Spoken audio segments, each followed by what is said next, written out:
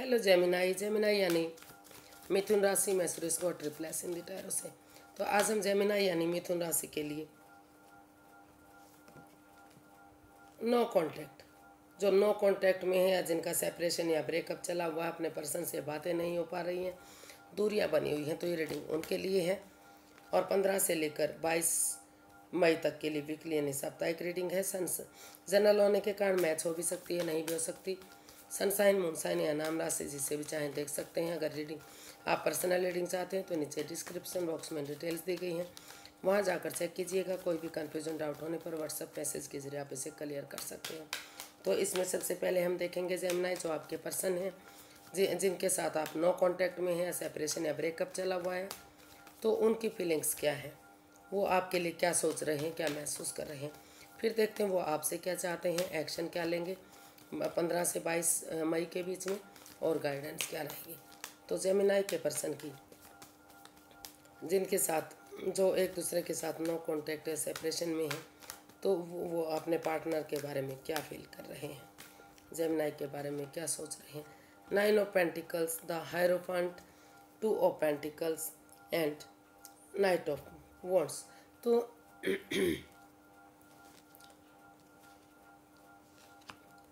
Gemini जो आपके person हैं वो अभी कन्फ्यूज़न में हैं, कन्फ्यूज्ड हैं, वो डिसाइड ही नहीं कर पा रहे हैं कि उन्हें अभी, हालांकि इस रिश्ते में बहुत प्यार और प्रेम है, बहुत एक दूसरे के साथ अटैचमेंट है। उनको लगता है कि जब से ये रिश्ता बना वो उनसे दूर रह ही नहीं पाए हैं। तो अभी वो कन्फ्यूज़न की स्टेट में मुझे दिखाई दे रहे हैं। उन्हें एक तरफा लग रहा है कि उन्हें सेल्फ डिपेंडेंट बनना चाहिए, अभी उन्हें पैसे प्रॉपर्टी के लिए, जॉब बिजनेस एडवेंचर के लिए उन चीज़ों पर काम करना चाहिए जो उनको स्टेबिलिटी दे सके। और दूसरी तरफ लग रहा है कि उन्हें इस रिश्ते में स्पिरिचुअल ग्रोथ करनी चाहिए, हीलिंग मेडिटेशन करना चाहिए, किसी सुपीरियर, किसी एल्डर, किसी गुरु की या ऐसे पर्सन की मदद लेनी चाहिए जो इसमें नॉन है, और वो इस रिश्ते को आगे बढ़ाने में उनकी हेल्प कर सकें, मदद कर सकें। तो वो कन्फ्यूज़न की स्टेट में है, क्योंकि उनको लग रहा है कि इस रिश्ते में कोई इकरार नहीं है, कोई ठहराव नहीं है, इन एंड आउट की स्थिति है, रिश्ता बन रहा है, बिगड़ रहा है, तो इसलिए वो कन्फ्यूज़न की स्टेट में है। और उनको कहीं ना कहीं हो सकता है कि इसमें ये भी कन्फ्यूज़न है उनको कि हो सकता है कि ये दूसरे रिलीजन का पर्सन हो, कोई, या फिर उनकी कास्ट का ना हो, तो इसलिए उनके फैमिली वाले, उनके परिवार वाले इस रिश्ते को एक्सेप्ट ना कर रहे हों, तो ये भी दिक्कत इस रिश्ते में दिखाई दे रही है। तो उनको लग रहा है कि वो माँ बाप के बिना तो नहीं जाएंगे, आगे नहीं बढ़ेंगे, तो उनको चाहिए कि वो, अगर उनकी लाइफ में कोई दूसरा पर्सन है, नया रिश्ता आ रहा है, तो वो उसकी तरफ बढ़ जाएं, उनकी तरफ उनका वेट और इंतज़ार ना करें। तो वो कन्फ्यूज़न की स्टेट में है, अभी वो डिसाइड ही नहीं कर पा रहे हैं। तो कुछ केसेस में हो सकता है कि वो पहले अपना इस रिश्ते में आगे बढ़ने से पहले अपने जॉब बिजनेस एडवेंचर की तरफ, उन चीज़ों की तरफ बढ़ना चाहते हैं, वहाँ स्टेबिलिटी चाहते हैं। और कुछ केसेस में लग रहा है कि किसी की मदद लेते हुए अगर वो आगे बढ़ेंगे तो उनकी कन्फ्यूज़न दूर होगी और ये रिश्ता आगे बढ़ेगा। या फिर अगर उनकी लाइफ में नया पर्सन है तो वो उसकी तरफ रुझान करेंगे। तो अभी कन्फ्यूज़न की स्टेट रहेगी, मुझे नहीं लगता कि वो अभी कोई भी डिसाइड कर पा रहे हैं। तो देख लेते हैं वो आपसे क्या चाहते हैं। जेमिनी, आपके पर्सन आपसे क्या चाहते हैं।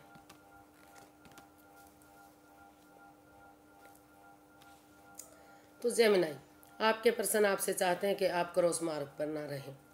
जो भी इस रिश्ते में प्रॉब्लम है, दुविधा है, जो आंखों पर पट्टियाँ बंधी हुई हैं, आप दिल और दिमाग से काम लें, रुके ठहरें, सोचें विचारें, कन्फ्यूज़न से बाहर आएँ। जो इसमें आपको बार बार आपको एहसास हो रहा है कि या तो थर्ड पार्टी सिचुएशन है, या कोई बहला फुसला रहा है, या उनके अगेंस्ट कोई ऐसी साजिश रची जा रही है जो नहीं होनी चाहिए थी, कोई चीटिंग, कोई फरेब, कोई धोखाधड़ी, उनकी भावनाओं के साथ खेलना, थर्ड पार्टी सिचुएशन होना, या फिर कोई तीसरा पर्सन इन्वॉल्व है जो रिश्ते को बर्बादी की तरफ लेकर जा रहा है।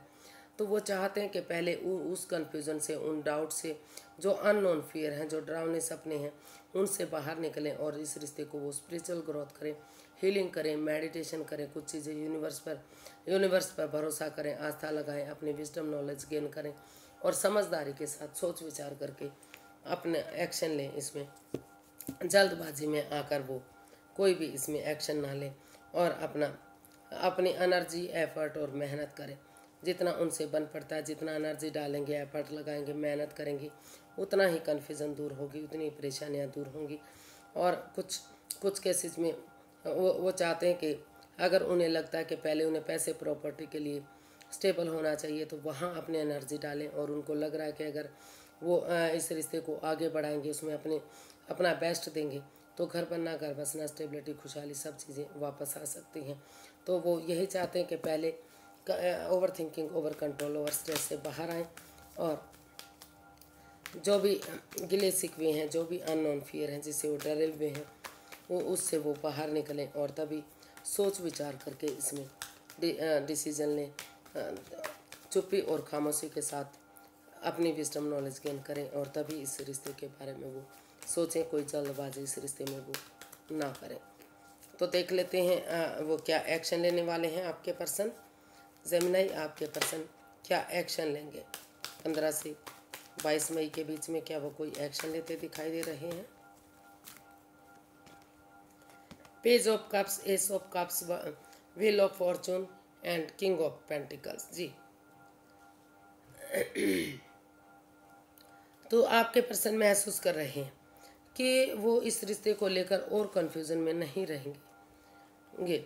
वो सबसे पहले एक दूसरे से माफ़ी मांगेंगे और समय के साथ, फ्लो के साथ चलेंगे।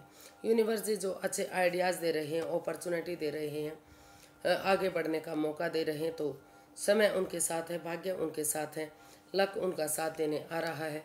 तो वो चाहते हैं कि जो भी इस रिश्ते में लस्ट, एडिक्शन या जो भी डाउट्स रहे हैं उनको क्लियर करते हुए ऑनेस्टी, ईमानदारी और लॉयल्टी के साथ जो भी गिले शिकवे रहे हैं, बिना किसी चालबाजी, बिना किसी हेराफेरी, बिना किसी धोखाधड़ी के, बिना किसी की भावनाओं के साथ खेले हुए वो इस रिश्ते में आगे बढ़ेंगे।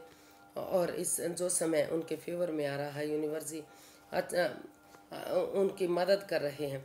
बिना फ्लो में बहे वो उस रिश्ते को एक्सेप्ट करेंगे, उस समय को यूटिलाइज करेंगे और नए सिरे से इस रिश्ते में आगे बढ़ेंगे, एक बिगनिंग, एक शुरुआत करेंगे।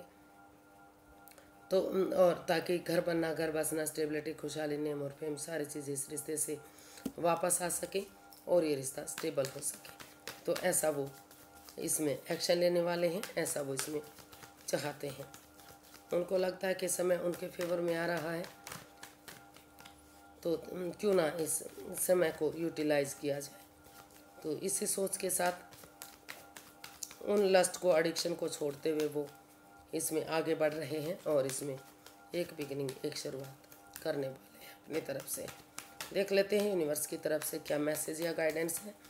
यूनिवर्स ही गाइड कीजिए प्लीज़ जेमिनी पर्सन के लिए, क्या मैसेज या गाइडेंस है।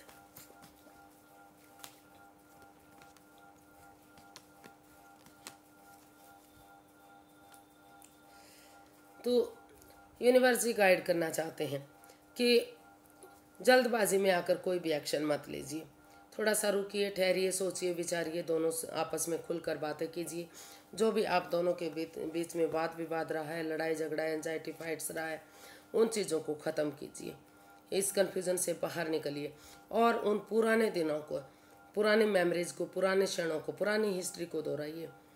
पुराने दिनों को याद करते हुए अगर आप आगे बढ़ेंगे कि एक दूसरे के साथ जो रोमांस था, जो खुशी थी, जो एक दूसरे के साथ अच्छे पल बिता रहे थे, तो उन्हीं दिनों को नए सिरे से, नई शुरुआत के साथ आगे बढ़ाते हैं, उन्हीं के साथ फिर से शुरुआत करते हैं।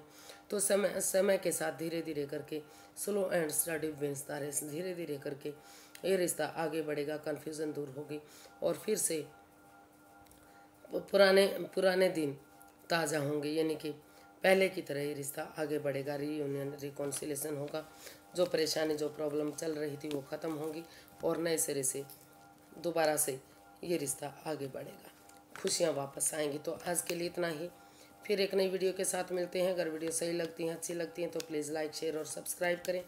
कमेंट्स करना ना भूलें, से मोटिवेशन मिलता है, हेल्प मिलती है और वीडियो बनाने में बहुत मदद मिलती है। तो फिर नई वीडियो के साथ मिलेंगे।